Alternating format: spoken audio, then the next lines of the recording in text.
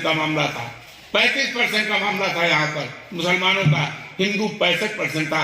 आप लोगों को याद होगा मैंने धनोकर के भाषण पर आप लोगों से क्या कहा था कि अगर ये 35% मुसलमान मिल करके रंजीत बहादुर को चुनाव हरा सकता है और 65% हिंदू हमको चुनाव नहीं जिता सकता है, तो मैं चुनाव जीतना पसंद नहीं करूंगा।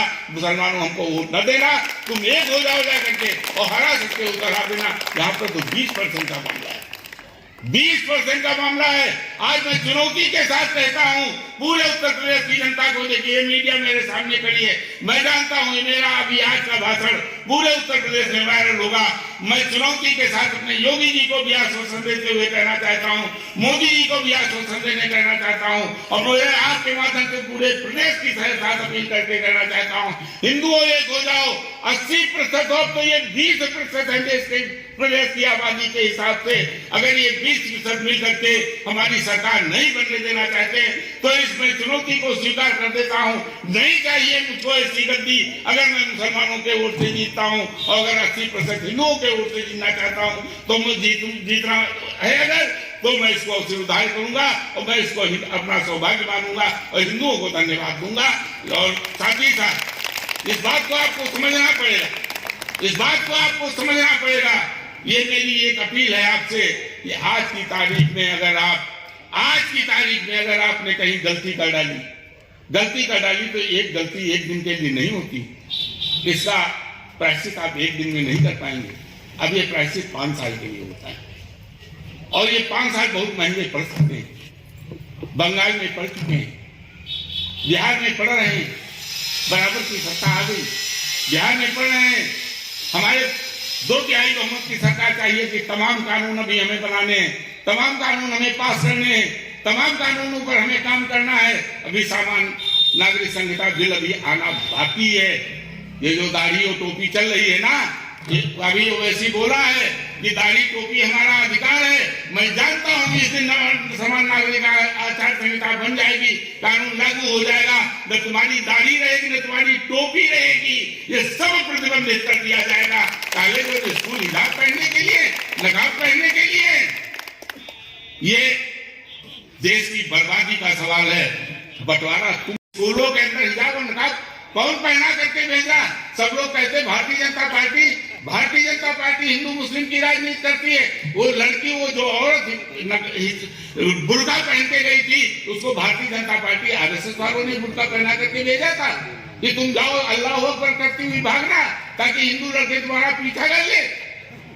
ये भारतीय जनता पार्टी ने किया था।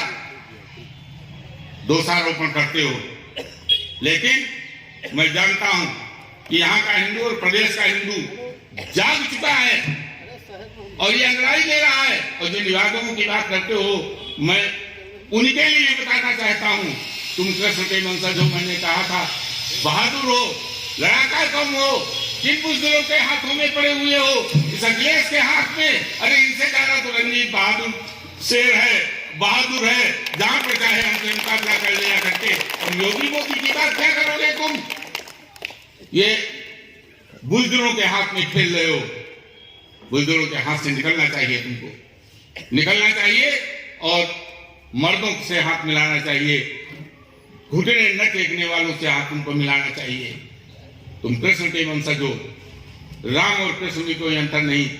राम के वंशजों से मिलो, कृष्ण के वंशज राम के वंशज जिस दिन एक हो जाएंगे उस दिन इस देश में दूसरी ताकत नहीं रहेगी। और जिनको मैं कह रहा हूं, मैं इनसे भी मांगूंगा नहीं, ये भारत मुक्त होगा और निशाचर कभी जंगल छोड़ करके हमारी बस्ती में नहीं आए हैं और इनको बस्ती छोड़ करके फिर जंगलों की तरफ जाना पड़ेगा। इन्हीं शब्दों के साथ मैं अपनी बात समाप्त करता हूँ।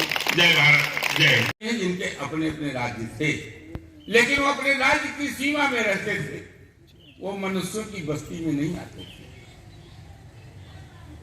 मथुरा का राक्षस कभी गोकुल में नहीं गया, अगर गया हो तो बता दीजिए। मारने के लिए कंस भेजता था, चोरी छुपे जाते थे कृष्ण को मारने के लिए, रहने के लिए नहीं जाते थे।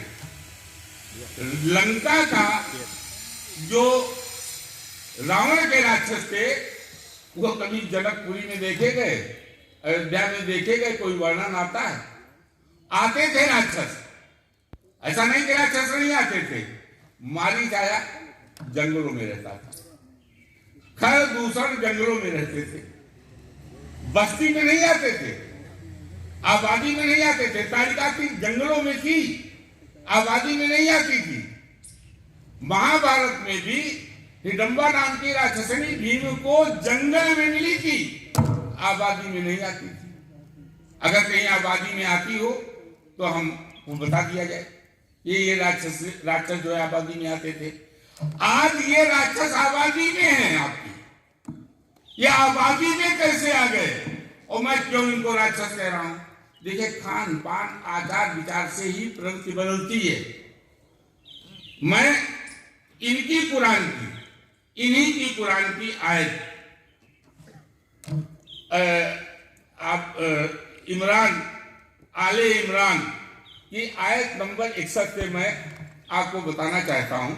मूसा अलैहिस्सलाम से वहां के जो मुसलमानों ने कहा कि हम एक जैसा भोजन कब तक करेंगे, नहीं करेंगे, हमें साग भाजी की व्यवस्था की जाए, हमको साग भाजी दी जाए।